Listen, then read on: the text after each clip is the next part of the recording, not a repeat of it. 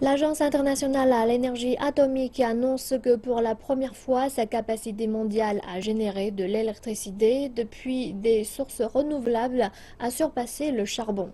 Une croissance en lien avec une brutale chute des coûts ainsi que l'installation l'année passée d'un demi-million de panneaux solaires chaque jour.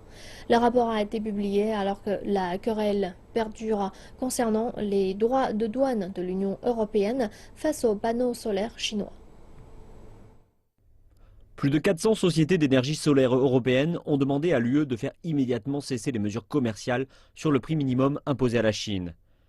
Elles portent atteinte à la croissance d'une industrie importante sur le continent européen. Le patron de l'une des plus grosses sociétés britanniques d'installation de panneaux solaires déclare que ces droits de douane européens constituent un frein au développement de l'énergie propre. Vous savez, le solaire gagnera la course à la fin, mais là, cela ne fait que ralentir l'ensemble pour l'Europe. Cela n'a absolument aucun sens, car à la fin, seuls les Européens gagneront, car cela signifie que nous pouvons générer de l'électricité à un bas coût. Je ne vois pas où est le problème avec cela. Lightsource est toujours en train de chercher de nouvelles façons de pousser plus en avant les panneaux solaires, ici en couverture d'un réservoir près de Londres. Les barrières commerciales constituent un frein à l'innovation et au commerce, clame haut et fort l'entreprise.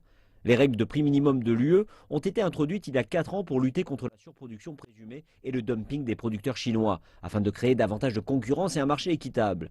Mais Lightsource d'avancer que ce sont la recherche et le développement, ainsi que les économies d'échelle, qui donnent l'avantage aux panneaux solaires chinois.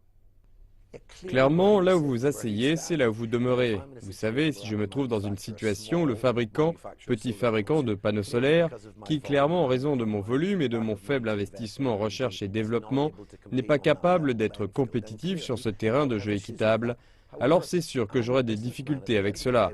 Cependant, je suis un homme d'affaires et à la fin de la journée, ce que nous faisons est de produire de l'électricité au prix le plus bas possible pour le consommateur final.